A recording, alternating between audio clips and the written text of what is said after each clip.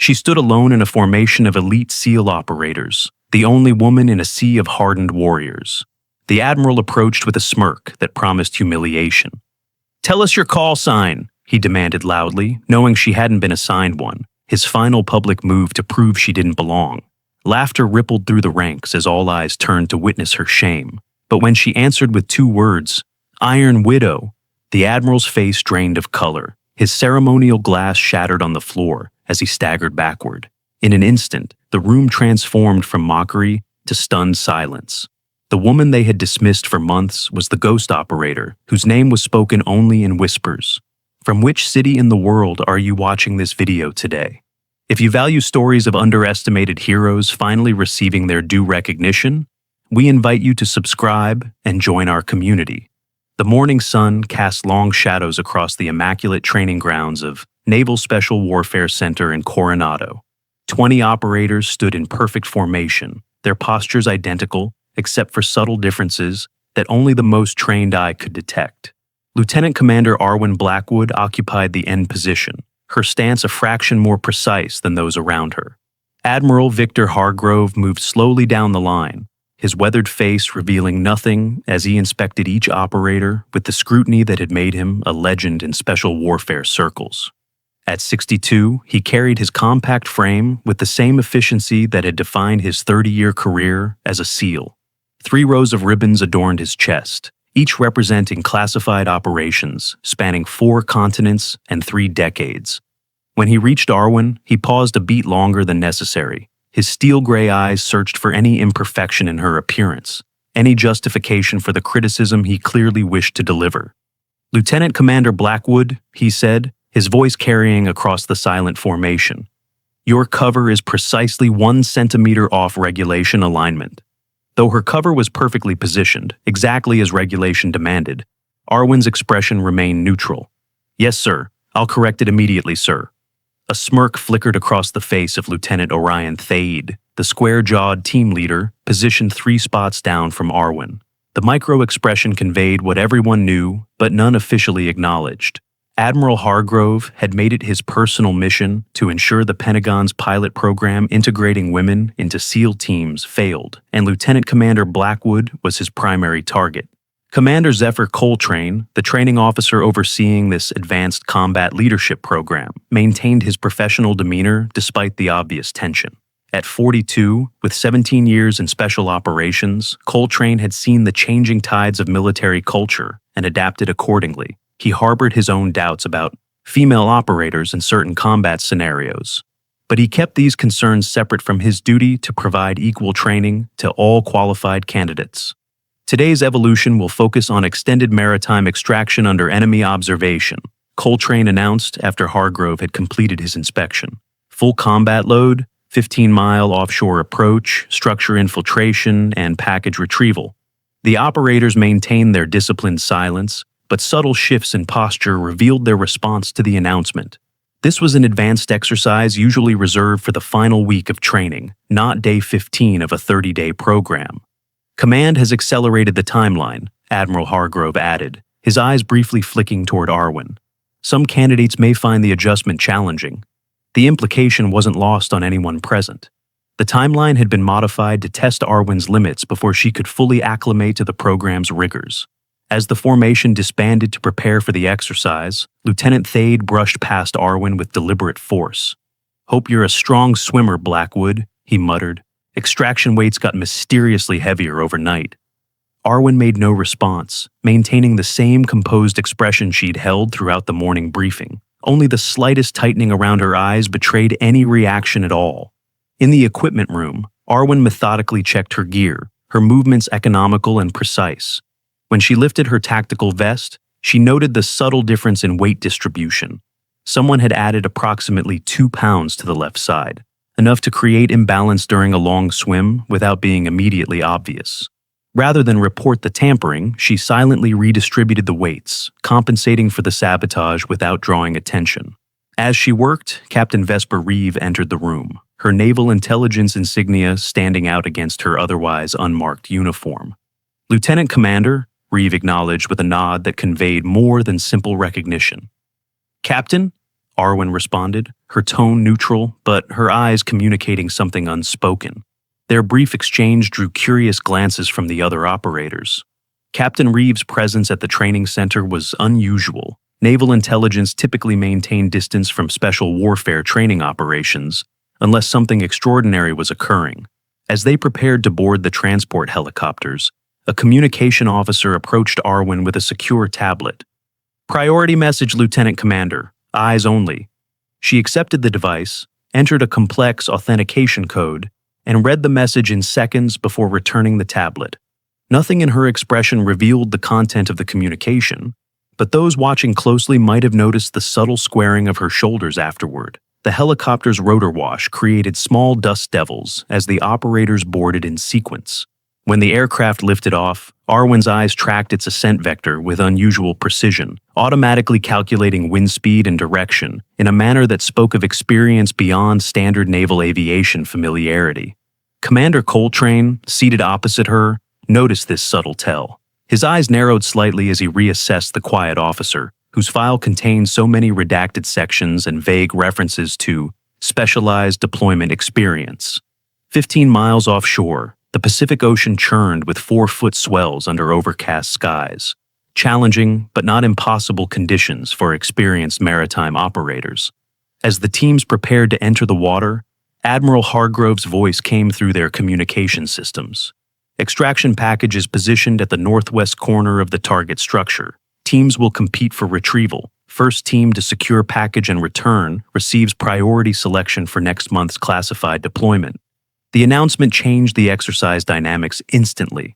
What had been designed as a collaborative training evolution was now a competition, one that would incentivize the other operators to ensure Arwen's team failed. Lieutenant Thade's team entered the water first, disappearing beneath the surface with practiced efficiency. Arwen's 4-person team followed 30 seconds later, with Arwen taking point position despite not being the designated team leader. Beneath the waves, the operators moved with the eerie coordination of those who had made the ocean their domain. Through the green-tinted water, Arwen led her team with hand signals that were subtly different from standard SEAL protocol, more efficient, more precise, drawing from a lexicon that seemed expanded beyond traditional training. Lieutenant Astreus Kelwin, the junior member of her team, noticed the difference immediately. He'd graduated Bud S training just 8 months earlier, but even with his limited experience, he recognized that Arwen's underwater communication style reflected techniques he'd only heard rumors about, techniques supposedly developed for deep cover operations in denied maritime territories. When they reached the target structure, a decommissioned oil platform used for training exercises, Arwen paused at the submerged entrance. Her team expected her to follow standard protocol: surface reconnaissance, team positioning, synchronized entry. Instead, she made a single hand gesture none of them recognized before disappearing into the structure alone, leaving her confused team to either follow or abandon their point operator. Inside the platform's flooded lower level, the exercise suddenly felt anything but routine. Visibility dropped to less than 5 feet, and the structure's metal groaned under pressure changes from the rising tide. Training sensors on the walls simulated enemy detection systems, programmed to respond to standard SEAL approach vectors and evasion techniques. Arwen moved through the space like a ghost, her path seemingly random to her teammates, but systematically avoiding every sensor trigger point. It wasn't luck. It was intimate familiarity with systems her colleagues had never encountered in training. When they reached the package, a weighted case containing classified materials, Lieutenant Thade's team was already there, having approached from the opposite direction. Thade himself had hands on the package, a victorious grin visible even through his rebreather. What happened next occurred so quickly that later accounts from team members would contradict each other. Arwen executed a maneuver that momentarily disrupted visibility, created a tactical advantage through deliberate current manipulation, and somehow, without direct confrontation, resulted in her team securing the package while Thade's team found themselves responding to a perceived secondary threat that didn't actually exist. As they extracted from the structure, package secured, Lieutenant Kelwin couldn't shake the feeling that he'd just witnessed something beyond the capabilities taught in any SEAL training program he'd encountered. The woman leading them through the dark waters moved with the absolute certainty of someone who had done this under actual combat conditions. not training scenarios.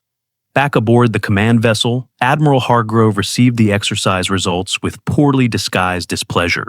Time differential was minimal, he noted, dismissing Arwen's team's clear victory. And unconventional tactics suggest poor adherence to established protocols. The mission parameters prioritize successful extraction over methodology, Admiral, Arwen responded, her tone respectful but unflinching. The Admiral's eyes narrowed. Protocols exist for a reason, Lieutenant Commander. Creative interpretation of rules might work in training scenarios, but real combat operations require disciplined execution of established tactics. A flicker of something, perhaps irony, perhaps challenge, crossed Arwen's face before her features returned to their usual composed neutrality. Yes, sir. Understood, sir. From across the deck, Captain Reeve observed the exchange with careful attention. When her eyes met Arwen's, a silent communication passed between them, one that carried years of shared understanding. That evening, as the operators gathered in the Advanced Training Center's briefing room, Commander Coltrane announced the week's culmination ceremony. As is tradition for this program, each operator who successfully completes advanced combat leadership training receives their official call sign during the final ceremony. These call signs reflect the qualities and achievements that define you as special warfare operators. Lieutenant Thade glanced meaningfully at Arwen. Some traditions are earned, not given, he said, just loudly enough for those nearby to hear. Admiral Hargrove will personally present each operator with their call sign. Coltrane continued. The ceremony includes representatives from SOCOM, Naval Special Warfare Command, and several partner forces. It's a significant milestone in your careers. After the briefing, as operators dispersed to their quarters, Captain Reeve intercepted Arwen in a secluded corridor. The Admiral has made his position clear, Reeve said quietly, her voice barely above a whisper. Has he compromised the operation? Arwen asked, her own voice equally low. No. He's behaving exactly as expected, Reeve replied. The final assessment comes at the ceremony. All parameters remain unchanged. Arwen nodded once. And the package? Arriving tomorrow, 7 years to the day. A shadow passed over Arwen's features, not fear, but something deeper, more complex. Memory, perhaps, or resolve. Will you maintain position? Reeve asked, studying Arwen's face with the attention of someone who knew exactly what to look for. Until the mission is complete, Arwen confirmed. As they parted ways, neither woman noticed Lieutenant Kelwin standing in the shadows of an adjacent hallway, his expression troubled by the cryptic exchange he'd just overheard. The following days brought a series of increasingly demanding training evolutions, each seemingly designed to isolate or disadvantage Arwen. Yet through each challenge, she maintained a level of performance that was precisely calibrated, never failing, but never demonstrating capabilities that might draw undue attention. During a tactical planning exercise, Lieutenant Thade deliberately excluded her from key strategy discussions, then criticized her contribution as insufficient during the formal debrief. Admiral Hargrove, observing the session, nodded approvingly at Thade's assessment. Operational planning requires comprehensive situational awareness, the Admiral commented, something that appears to be lacking in certain participants. Commander Coltrane frowned slightly at the obvious bias, but maintained his professional demeanor. All teams achieve mission objectives within parameters, he noted neutrally. Lieutenant Commander Blackwood's team actually registered the lowest casualty projection.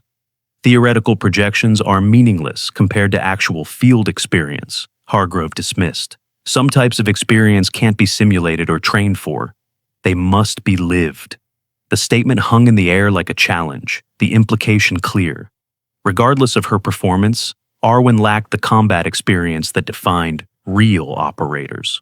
Later that afternoon, as the teams prepared for night infiltration training, Lieutenant Kelwin approached Arwen cautiously. Since witnessing her unusual capabilities during the underwater extraction, he had found himself reassessing everything he'd assumed about the quiet officer.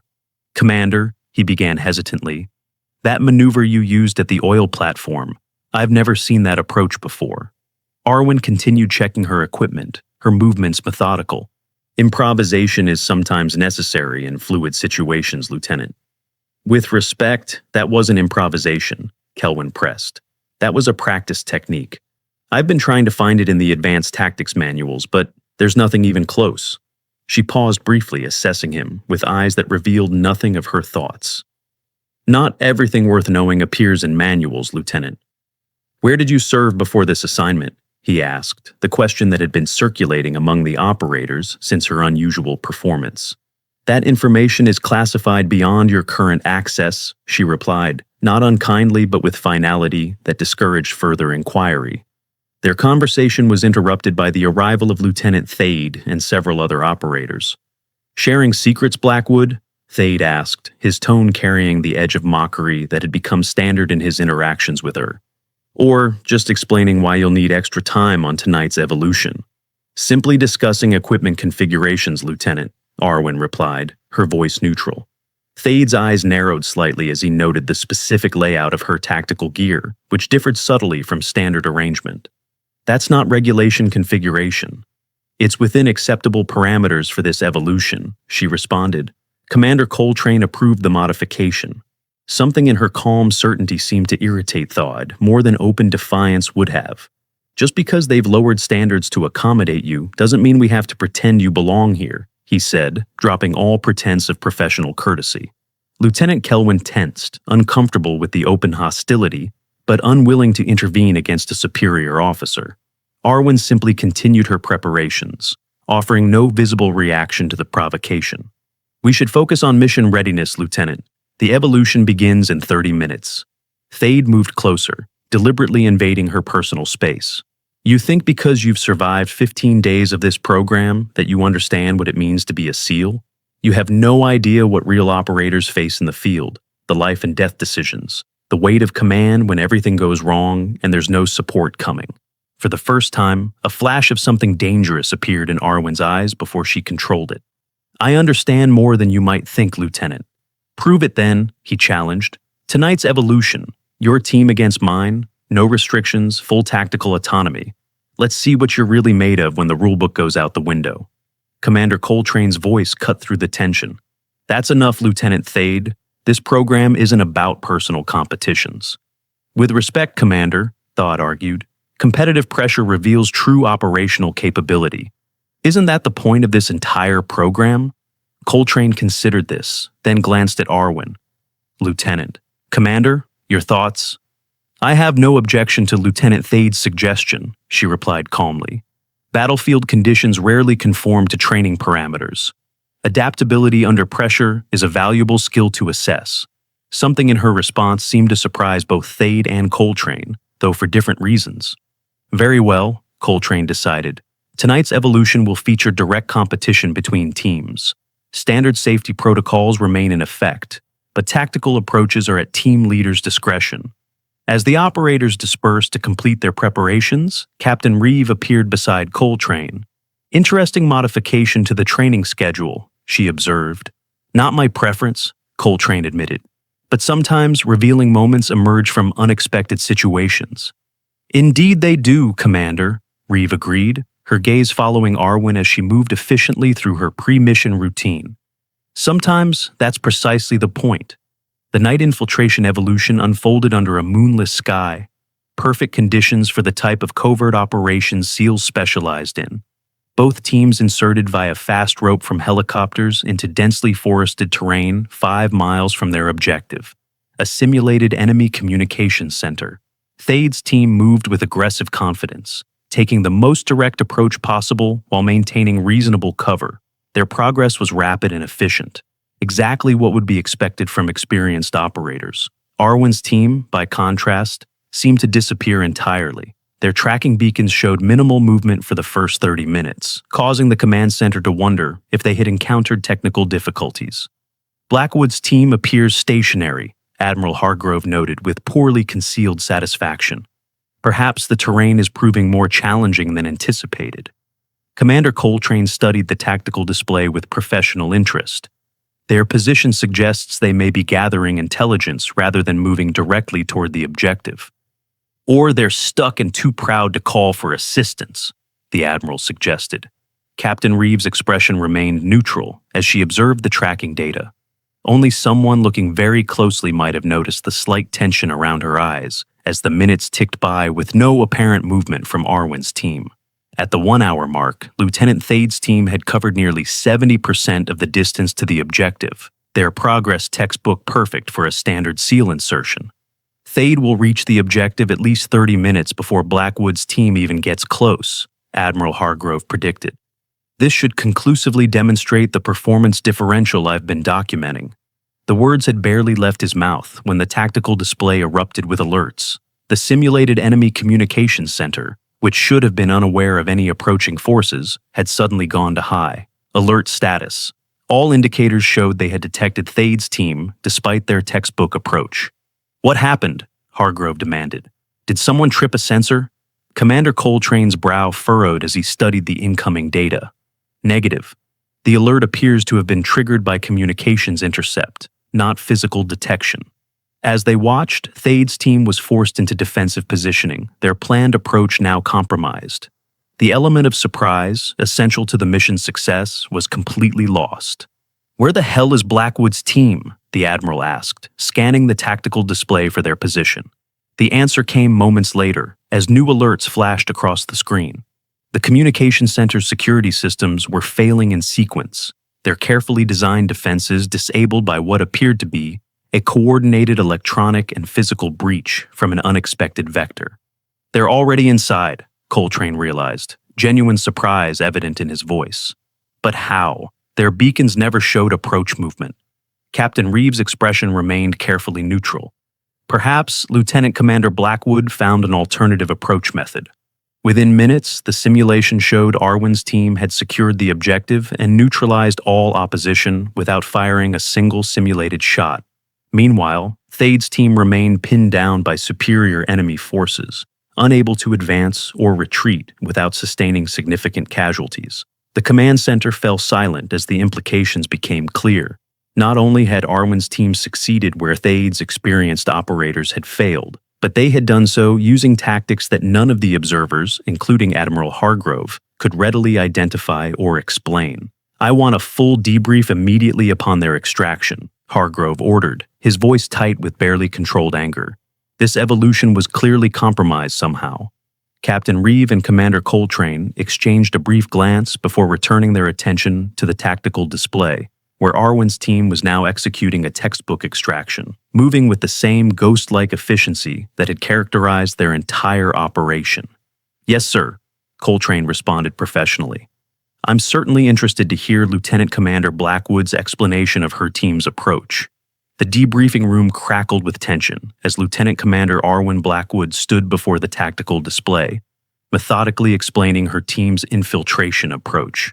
Admiral Hargrove sat at the center of the observation table, his fingers steepled before him, eyes narrowed with barely contained suspicion. "We utilized a non-standard insertion technique," Arwen explained, her voice measured and professional. "By diverting along this ravine system, we avoided the primary sensor grid entirely. That ravine doesn't appear on standard topographical maps," Commander Coltrane noted, studying the display with genuine interest. "It's a seasonal drainage feature," Arwen replied, "only visible during certain months or after studying historical satellite imagery." Lieutenant Thade leaned forward, his earlier confidence replaced by reluctant curiosity. "Even accounting for the ravine, your team covered that distance in impossible time. We employed a modified equipment configuration," she continued, displaying images of her team's gear arrangements. "By redistributing weight and utilizing alternative carry methods, we increased movement efficiency by approximately 22%. Admiral Hargrove's jaw tightened visibly. "These modifications aren't part of standard SEAL tactical doctrine." "No, sir. They're adaptations developed for specific operational requirements," Arwen acknowledged. "They remain within regulatory parameters while optimizing performance for this particular terrain profile." "And the communications intercept that compromised Lieutenant Thade's team," Coltrane pressed. "How exactly did you manage that without specialized equipment?" For the first time, a flicker of hesitation crossed Arwen's face. "We repurposed standard-issue communication gear with modified protocols." "Impossible," Thade interjected. "Standard gear doesn't have that capability." "Not with standard configurations," Arwen agreed.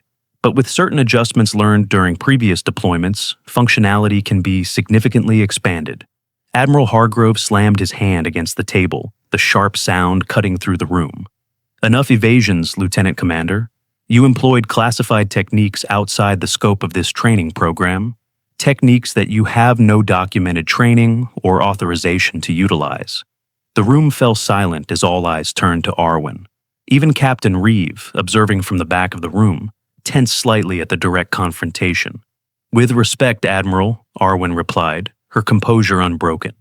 My full operational history and training record contains classified sections that aren't accessible at this briefing security level. I have Alpha 9 clearance, Hargrove countered. There is no operation conducted by Naval Special Warfare that I cannot access. Something subtle shifted in Arwen's expression. Not quite a smile, but the barest hint of knowledge held in reserve. Yes, sir. The simple acknowledgement carried implications that rippled through the room. If Hargrove's Alpha 9 clearance didn't grant him access to Arwen's full record, then whatever operations she had participated in existed outside standard naval special warfare command structures, something theoretically impossible for a naval officer of her rank. Captain Reeve stepped forward smoothly. Admiral, perhaps we should continue this discussion in a more appropriate setting. Lieutenant Commander Blackwood's team achieved all mission parameters with exceptional efficiency. For training purposes, that outcome should be our primary focus.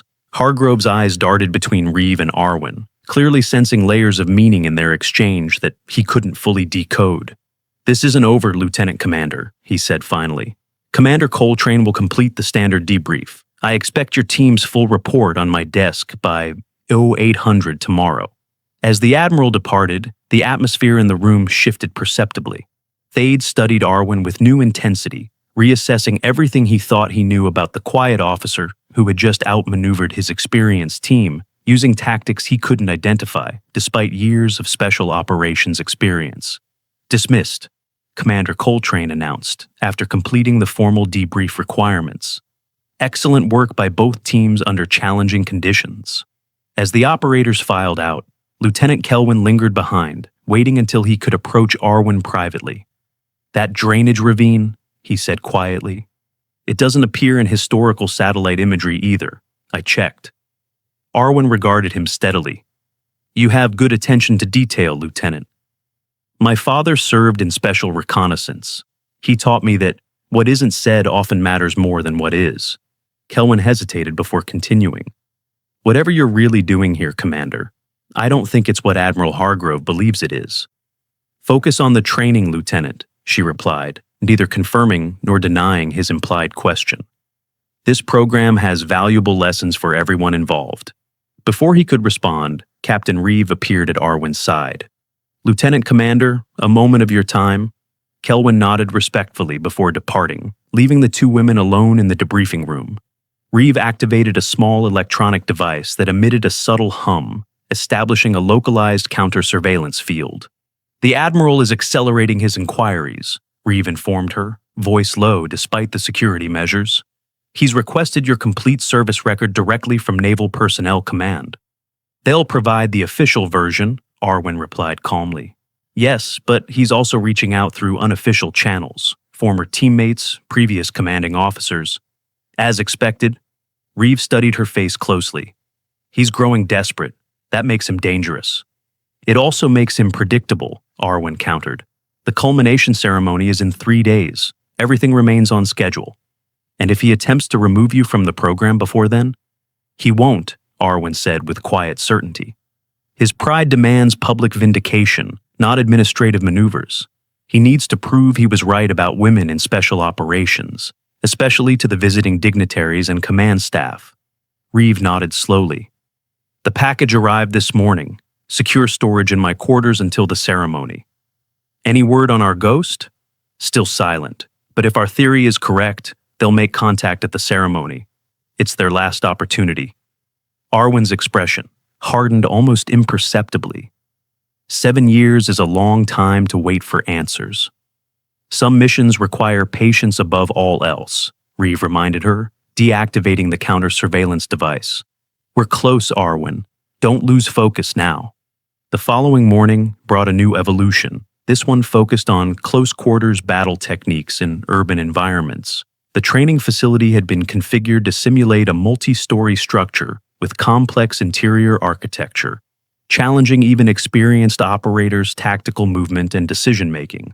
Admiral Hargrove observed from the elevated control room, his attention fixed on Arwen with predatory focus.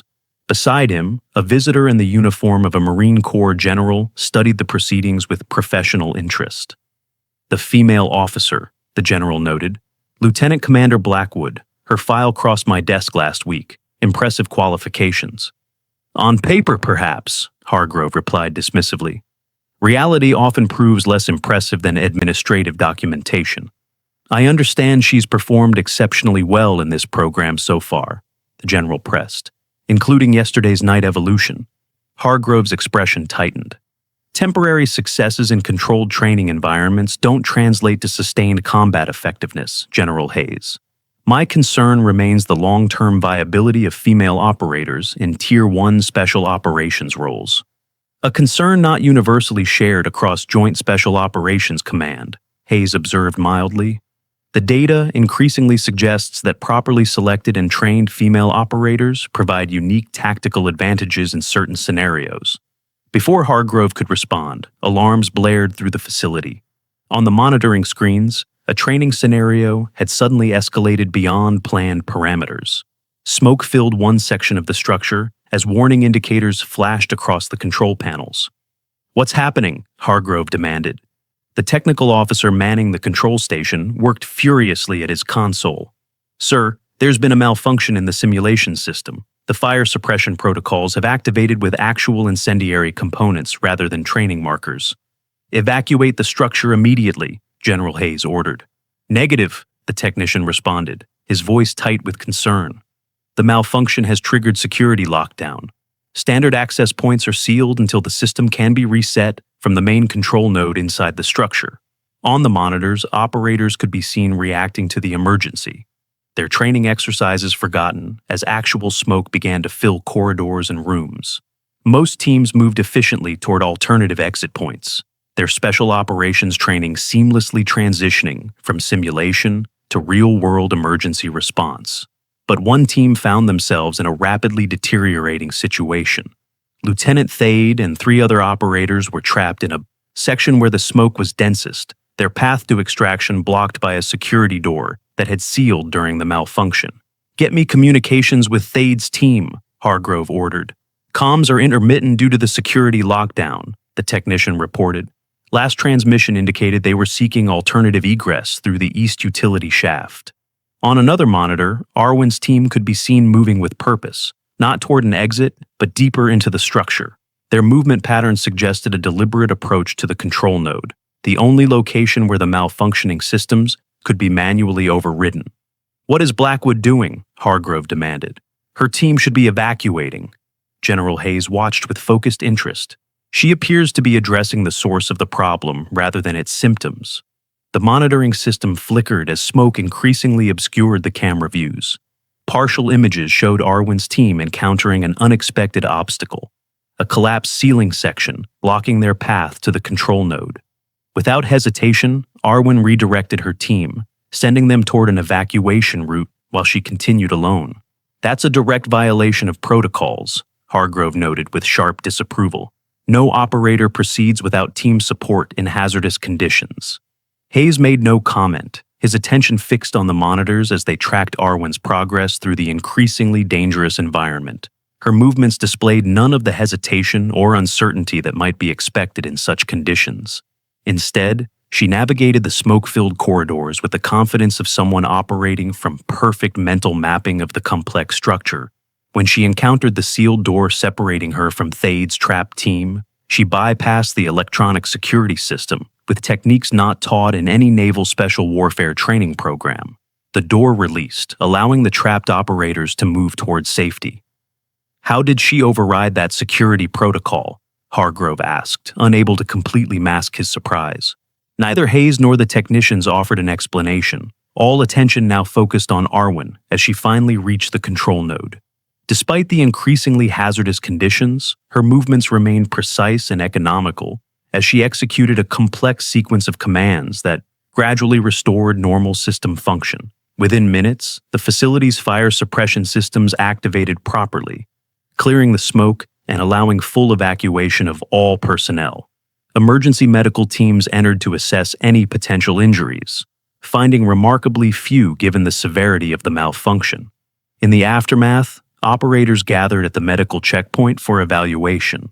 Lieutenant Thade, still being treated for minor smoke inhalation, watched as Arwen calmly reported to Commander Coltrane. Nothing in her demeanor suggested she had just executed an emergency response that should have been beyond the capabilities of a standard SEAL officer.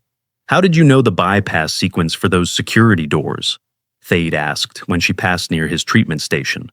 "That's proprietary technology. Even I don't have that clearance." Arwen paused, meeting his gaze directly. "Sometimes training includes elements that don't appear in standard documentation, Lieutenant." "That wasn't training," he pressed. "Nobody gets trained on proprietary security overrides except—" He trailed off, a new understanding dawning in his expression as he studied her with fresh assessment. "Except who, Lieutenant?" she asked quietly. Before he could respond, Admiral Hargrove approached, his face set in grim lines.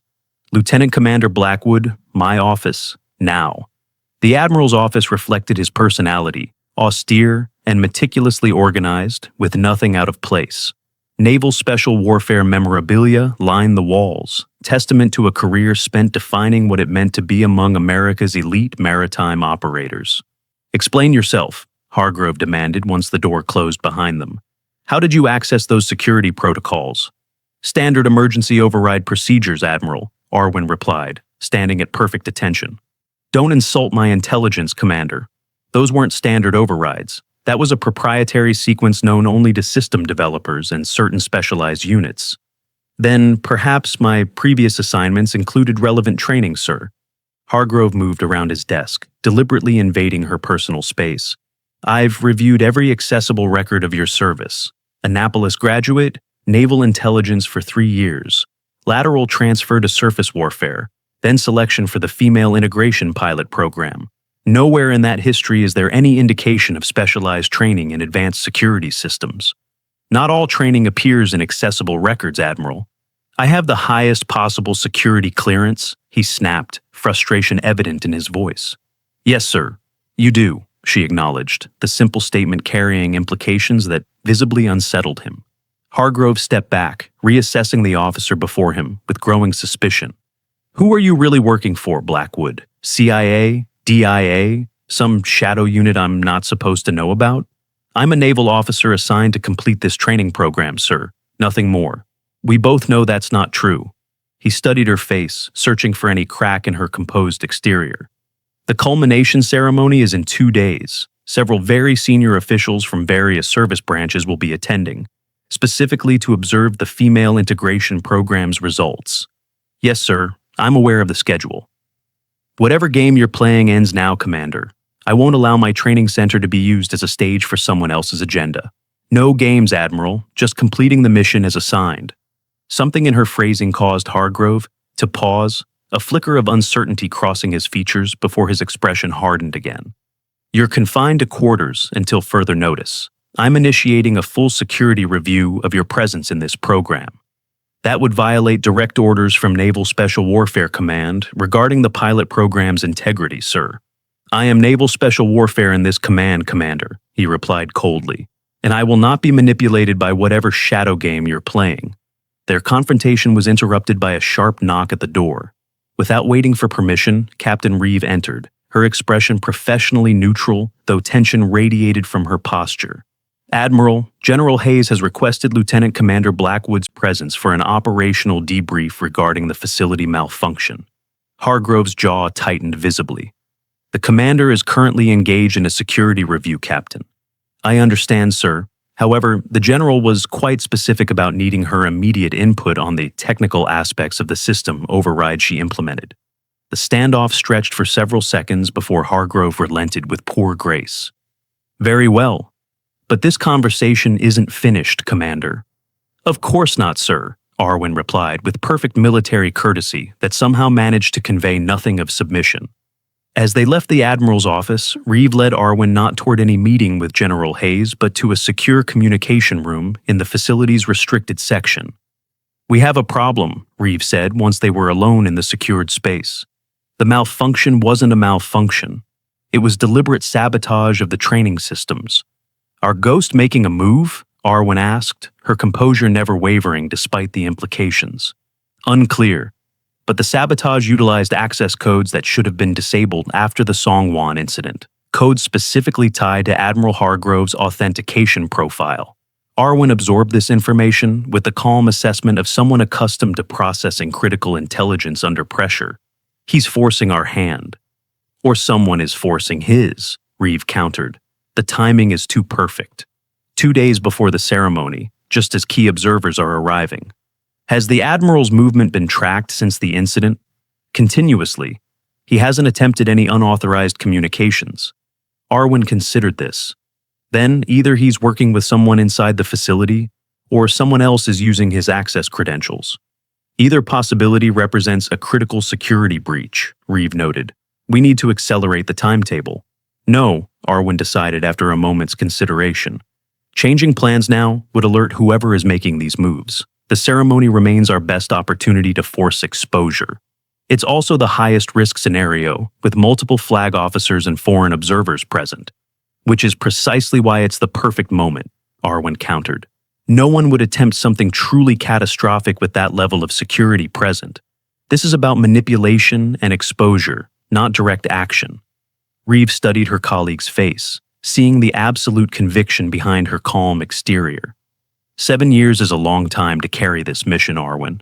Some debts can only be repaid in full."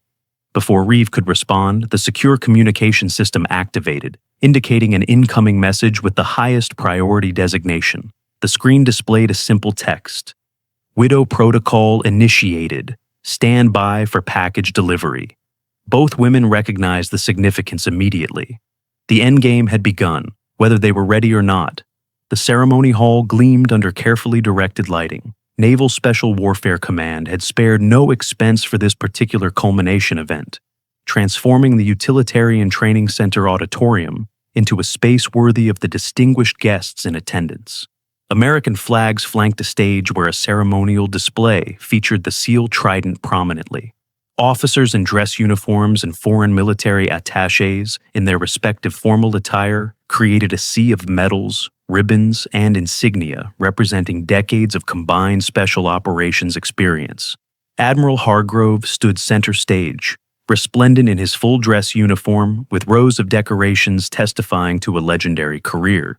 Behind him, Commander Coltrane and Captain Reeve occupied positions of prominence alongside other senior officers. The graduating operators sat in the front row, their posture reflecting the discipline that had carried them through the grueling Advanced Combat Leadership program. As the formal proceedings began, the atmosphere carried the weight of tradition and earned respect. Admiral Hargrove approached the podium, his weathered features solemn as he addressed the assembled crowd. "For over 60 years, Naval Special Warfare operators have represented the pinnacle of American military capability," he began. "The men, and now women, who earn the right to serve in these units do so through extraordinary demonstration of physical strength, tactical expertise, and unwavering character." His emphasis on the word earn was subtle but unmistakable, especially to those familiar with his views on gender integration. Tonight, we continue a tradition that dates back to the earliest days of Naval Special Warfare. Each operator receives their call sign, a name that will follow them throughout their special operations career. These names aren't chosen lightly. They reflect the essence of the operator, often commemorating a defining moment that revealed their true character under pressure. The ceremony proceeded with practiced precision. One by one, operators were called forward alphabetically, despite the previous announcement regarding seniority order, a change that caused subtle reactions among the graduating class. Each received a ceremonial chalice containing salt water, symbolizing the element in which SEALs were born as operators. As they drank, Admiral Hargrove announced their call sign and its significance. "Lieutenant Orion Thade," the Admiral announced when Thade's turn came. "Your instructors and peers recognize your exceptional leadership during the Omen training evolution, where your decision-making under extreme conditions ensured your entire team's survival. You will be known as Beacon." Thade accepted the chalice with evident pride, drinking the salt water before exchanging a salute with the Admiral. As the ceremony continued, the operator's row gradually emptied until only Arwen remained seated. The change in order had been yet another calculated move to isolate her at the conclusion, a final public reminder of her outsider status. When all others had received their call signs, Admiral Hargrove paused dramatically before addressing the assembly again. As many of you know, the integration of women into special operations roles represents a significant change to our historical composition. While the Navy follows lawful directives regarding this integration, it remains the responsibility of command to ensure all operators, regardless of gender, meet the unwavering standards that make our forces the world's most capable. The message beneath his diplomatic phrasing was clear to everyone present. "Lieutenant Commander Arwen Blackwood," he finally called, his voice carrying a subtle but unmistakable challenge. Arwen stood, her movement economical and precise. She approached the stage with the measured cadence of someone completely in control of every muscle, every expression. Nothing in her demeanor suggested anxiety or uncertainty, despite the obvious tension in the room. Admiral Hargrove held the ceremonial chalice, studying her with eyes that had assessed countless operators throughout his career. "Lieutenant Commander, you have participated in our Advanced Combat Leadership Program for the requisite period. Before assigning your call sign, perhaps you could share with our distinguished guests your most significant operational achievement to date." The request deviated from protocol. No other operator had been asked to justify their presence or qualifications. A subtle murmur passed through the audience as the impropriety registered. Arwen's expression remained perfectly composed. "With respect, Admiral, my operational history includes classified deployments that cannot be discussed in this setting." A thin smile crossed Hargrove's face. "Of course. Most convenient." He turned slightly to address the audience. "Call signs reflect achievement, character, proven ability under fire. They are earned through demonstrable exceptional service." He returned his attention to Arwen, extending the chalice with a gesture that managed to be both formally correct and subtly dismissive. "Nevertheless, tradition must be observed. Lieutenant Commander Blackwood, what call sign have you been assigned by your instructors and peers?" The question was designed as a trap. As a recent transfer to the program, who had been systematically isolated, Arwen hadn't been included in the call sign deliberations that typically preceded the ceremony. By protocol, she should have had no answer. The room held its collective breath, anticipating her embarrassment. Even those who had come to respect her abilities expected this moment to reinforce the fundamental message. She remained an outsider to their brotherhood. Arwen accepted the chalice with steady hands, her gaze never leaving the Admiral's face. "Iron Widow, sir." The two words fell into absolute silence. For a moment, it seemed as though the entire room had been suddenly evacuated of air. Admiral Hargrove's expression shifted from smug certainty to confusion to dawning horror in the span of seconds. The chalice slipped from his fingers, crashing to the stage floor and shattering into glittering fragments. Salt water spread across the polished wood like spilled secrets. "That's not possible," he whispered, all pretense of ceremony forgotten. "Iron Widow is a classified designation. You can't possibly—" "7 years ago," Arwen continued, her voice steady and clear enough to carry throughout the now silent hall, 6 SEAL operators were captured during a compromised intelligence operation in North Korea. They were held at a black site facility designated Songwon, presumed irrecoverable due to the political sensitivity of their presence in denied territory. Color drained from Hargrove's face. His hand moved to the edge of the podium for support. "Those operators included then Captain Victor Hargrove," Arwen continued, "after official rescue operations were deemed too risky. A specialized asset with the designation Iron Widow executed an unsanctioned extraction, recovering all 6 operators despite sustaining significant injuries during the mission." From the audience, Lieutenant Thade stood suddenly, recognition transforming his features. "You carried me 3 miles through mountain terrain with a broken femur," he said, his voice thick with emotion. "I never saw your face. They told us you were a local asset." Captain Reeves stepped forward then, removing her naval intelligence insignia to reveal the stars of a rear admiral. "Lieutenant Commander Blackwood's identity as Iron Widow has remained classified at the highest levels for operational security. Her placement in this program was the final phase of a 7-year counterintelligence operation to identify the source of the original mission compromise." Admiral Hargrove swayed visibly, his face ashen. This is irregular, he managed, though his voice had lost all authority. This ceremony has protocols. Indeed it does, Admiral, Rear Admiral Reeve interrupted. Protocols that don't include singling out specific operators for public humiliation based on personal bias. From his position in the audience, Commander Rourke stood next, followed by two other operators who had been part of the captured team in North Korea. As one, they rendered a formal salute to Arwen, not the casual acknowledgement of a ceremony, but the profound respect offered to someone who had saved their lives at great personal risk. The gesture spread through the room as other special operators recognized the significance of what was unfolding. Within moments, nearly every military member present was standing at attention.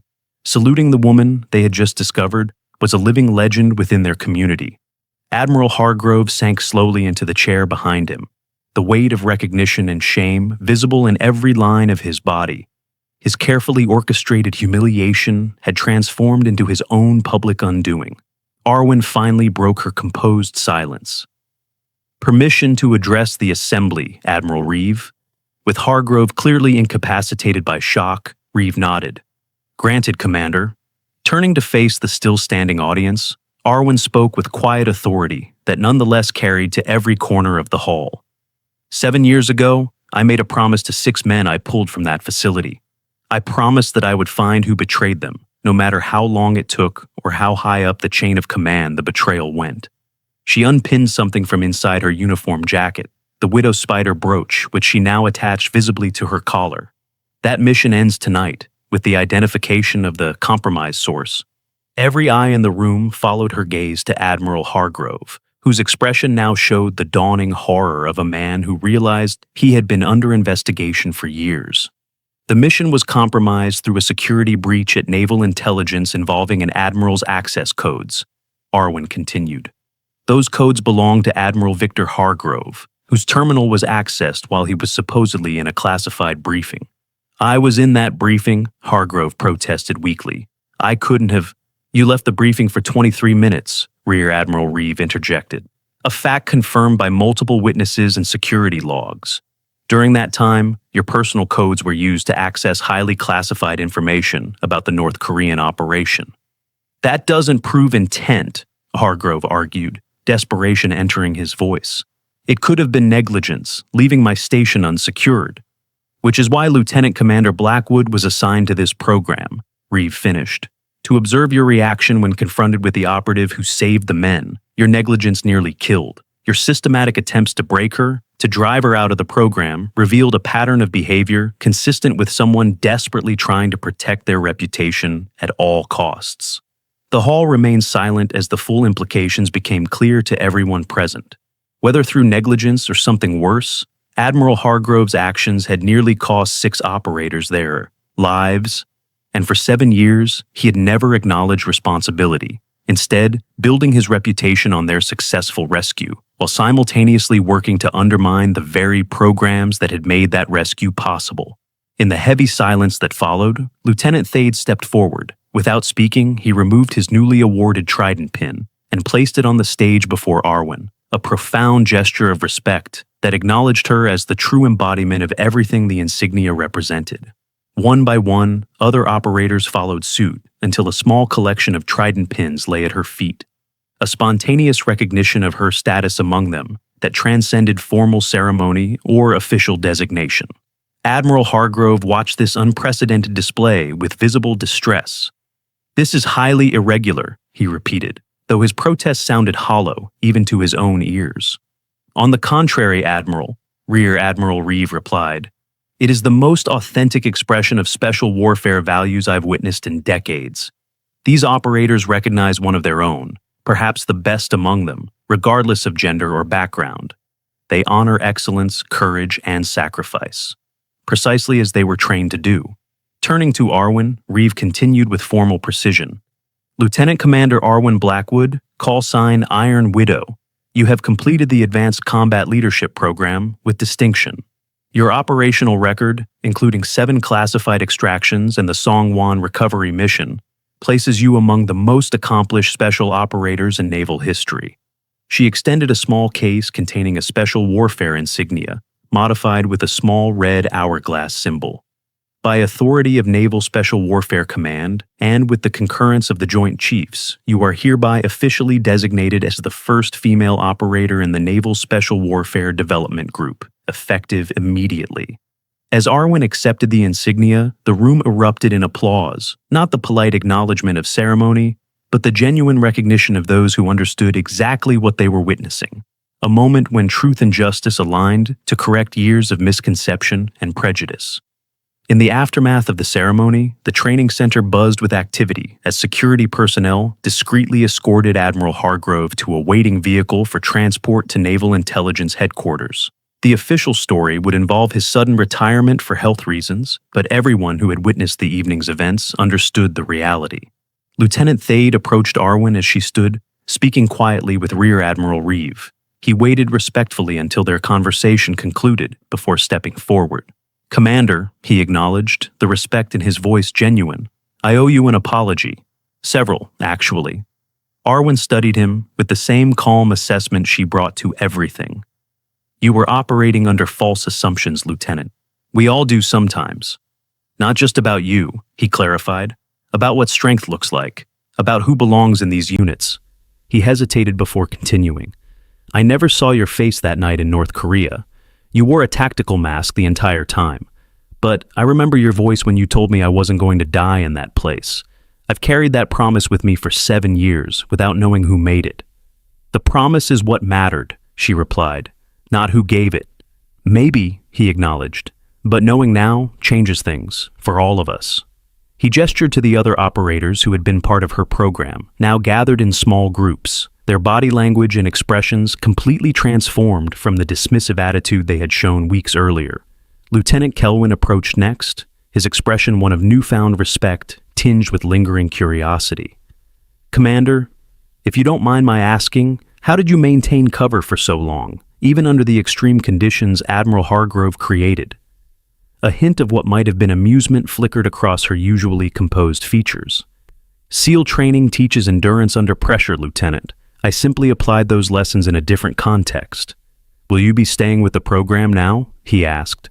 Before she could answer, Rear Admiral Reeve rejoined them. "Lieutenant Commander Blackwood has a new assignment effective immediately. Her experience will be invaluable in reshaping our special operations protocols for future integrated teams." As others gathered to offer their congratulations and respect, Arwen maintained the same composed demeanor she had shown throughout the program. Only those who knew her best might have detected the subtle signs of emotion beneath her controlled exterior, a sense of mission completed and promises kept. Later that evening, in the privacy of her quarters, Arwen finally allowed herself a moment of genuine reaction. She removed the widow spider brooch from her collar, studying it in the dim light, a tangible symbol of 7 years dedicated to a single purpose. A knock at her door preceded the appearance of Rear Admiral Reeve. "The official debrief is scheduled for 800 tomorrow," she informed Arwen. "Naval Intelligence will want a complete accounting of the investigation and your conclusions regarding Admiral Hargrove's involvement." "Was it worth it?" Arwen asked quietly, the question not directly related to the administrative details, but to something more fundamental. Reeve understood the real question immediately. "You saved 6 lives that night in Songwon, and by completing this mission, you've likely saved countless more who would have been compromised by the Admiral's continued negligence. So, yes, Commander, it was worth it." Arwen nodded slowly, replacing the brooch in its case. "What happens next?" "That's largely up to you," Reeve replied. "Your cover identity is no longer necessary. Your actual service record will be restored to active status, with all the opportunities that entails.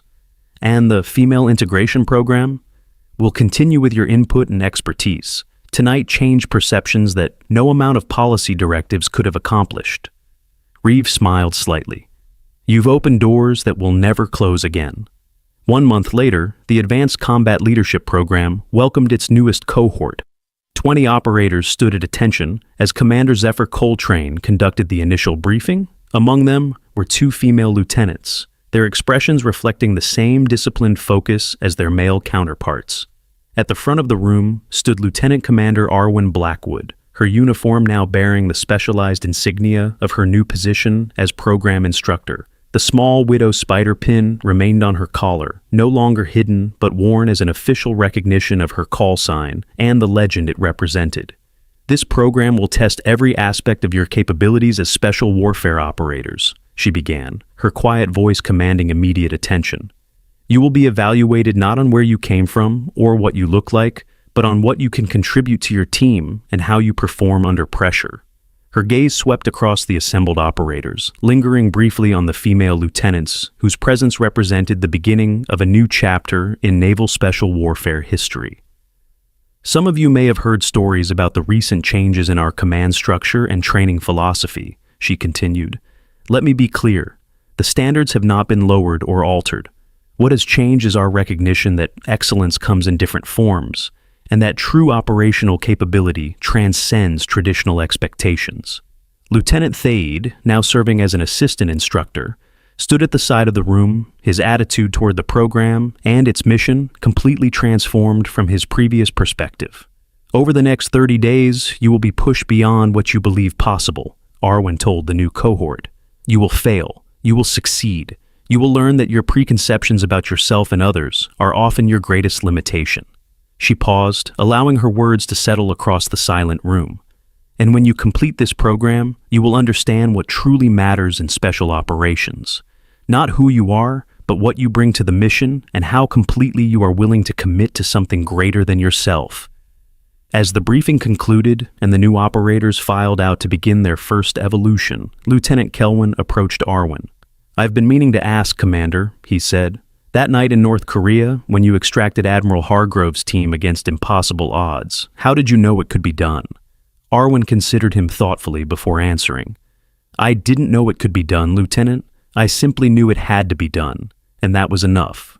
The simple statement encapsulated everything that had defined her career and her approach to seemingly insurmountable challenges, an understanding that now formed the foundation of her teaching philosophy. Limitations existed primarily in the mind, and the truly extraordinary became possible when necessity met unwavering commitment. As she watched the new cohort begin their journey, Arwen recognized that her own journey had come full circle. The mission that had begun in darkness 7 years ago had finally reached its conclusion in the light of public recognition, not for her personal glory, but for the principle that true excellence deserved acknowledgement regardless of its source. The widow pin on her collar caught the morning light, its red hourglass symbol no longer a mark of secret identity, but a proud declaration of capability and service, a visual reminder that sometimes the most formidable warriors were those most easily underestimated. Have you ever known someone who never asked for recognition but deserved more than anyone else? Share your experience in the comments below and subscribe to see more stories that remind us to look deeper than appearances.